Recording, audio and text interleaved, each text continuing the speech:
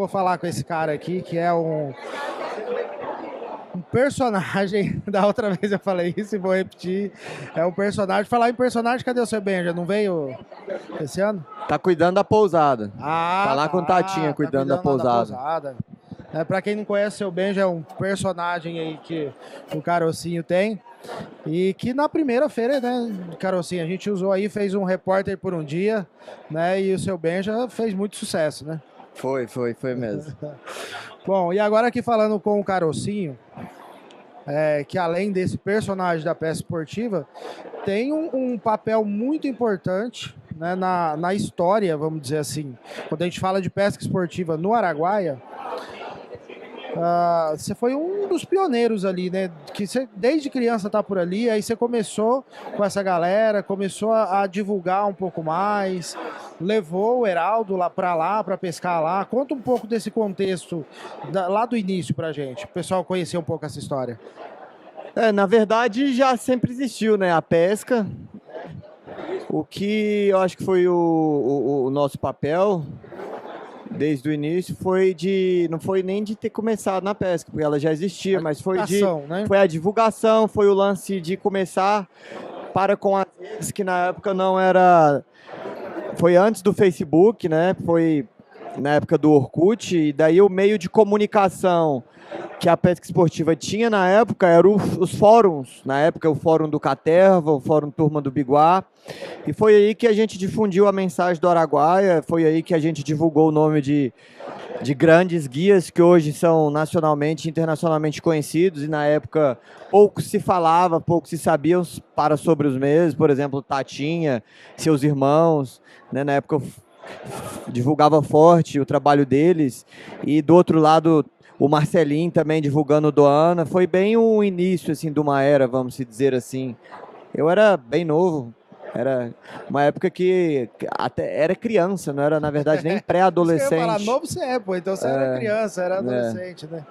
Exatamente. Eu lembro que tem umas fotos suas lá bem emblemáticas, assim, você com Piraíba, tem. A Piraíba maior que você. Exato, fora as fotos que se perderam, porque na época se revelava muita foto, e eu sempre fui muito descuidado com mídia, então eu perdi muita foto em computador, antigamente vinha vírus, aí tinha que formatar, perdia tudo. Eu ouso falar que mais da metade dos meus registros foram perdidos já nos últimos tempos, mas e até da memória, porque foram tantos que às vezes a gente até esquece do que foi, né, que rolou. São muitas histórias, né, para contar.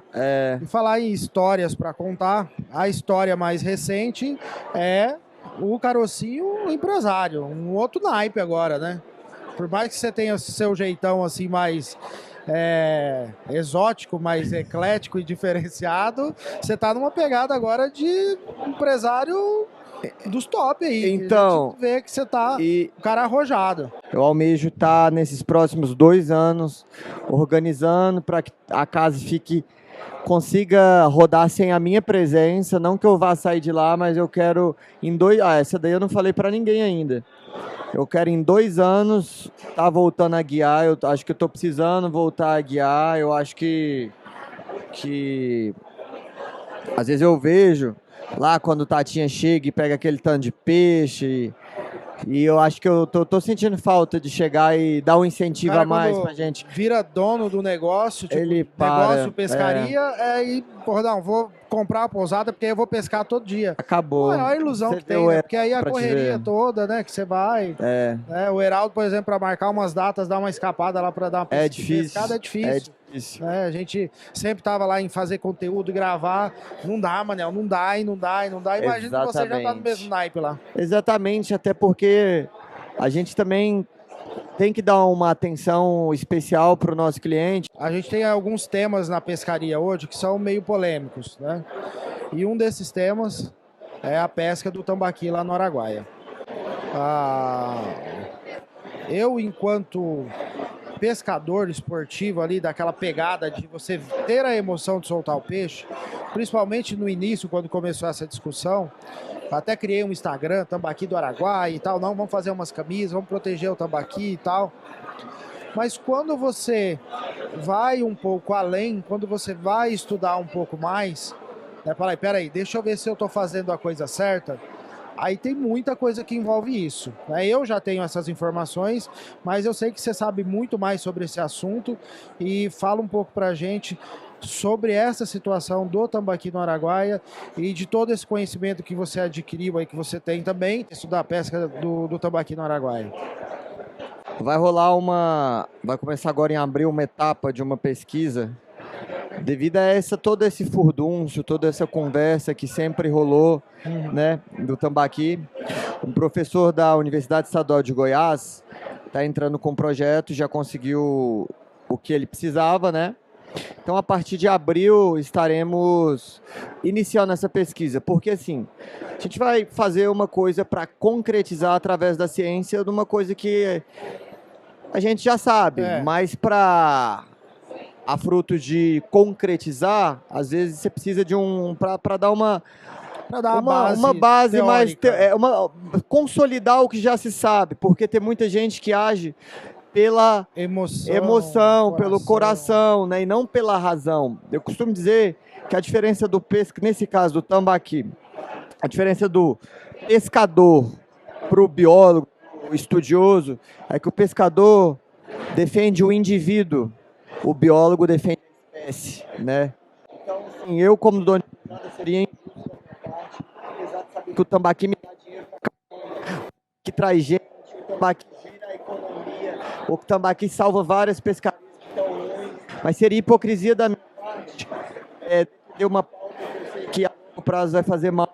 Ele mora no mesmo lugar que a caranha, ele é omnívoro, ele é competidor direto de várias espécies, está se proliferando, e todo mundo sabe que a maior causa de extinção de qualquer espécie é a introdução de espécies exóticas.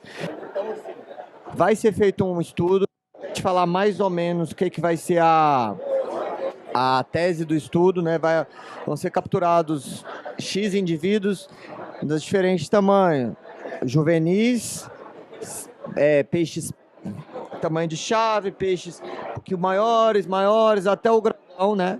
Pega esses peixes, vão fazer análise do peixe, né? Para cruzar DNA, antepassados com peixes de pesqueiro, né? Também vai ter essa ligação, né, de DNA, e também vai ser retirado barrigada de que se ele está se alimentando em períodos diferentes e a parte da reprodução também, como é que tá.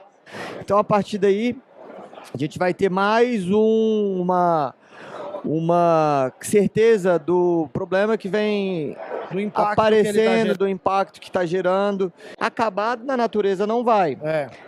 Assim como o javali, não tem como tirar o javali, mas a gente pode conseguir diminuir a problemática. A caranha do Araguaia, a pirapitinga amazônica, ela é uma problemática no rio que foi inserido na África.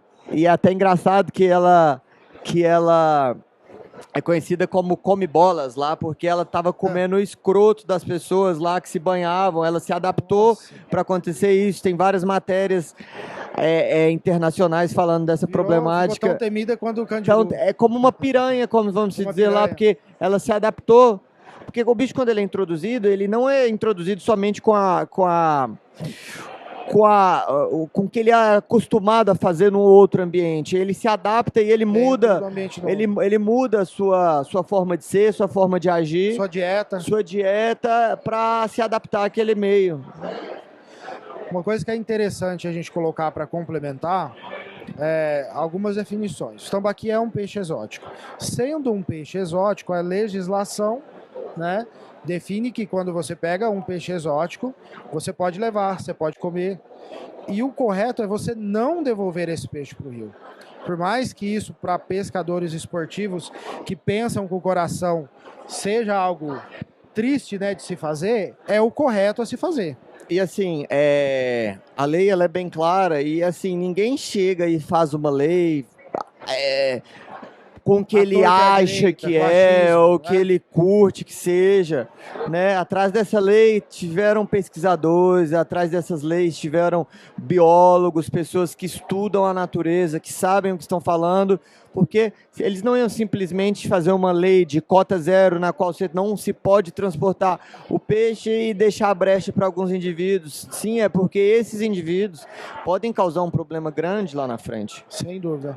Então, com todo esse contexto aqui, eu acho que já dá uma base para quem assistir esse vídeo de rever alguns conceitos e buscar um pouco mais de informações para mudar as ações, para ajudar a gente nessa causa, né? A gente esteve conversando, por exemplo, lá com o Patrick, né, que é do Pescaria Raiz, né, acho que é Patrick. Patrick. E uma das ações, né, que a Confederação Brasileira de Pesca Esportiva já começou a estudar, a gente já está desenhando um projeto, é de fazer várias matérias, né, produzir vários materiais de culinária focada em buscar os peixes exóticos espalhados aí para todo o Brasil, para incentivar que realmente não, olha, quando pegar esse peixe, você vai lá e faz essa receita aqui. Então, né, já é uma ação aí da Confederação, que partiu da Federação de Pesca Esportiva do Estado de Goiás.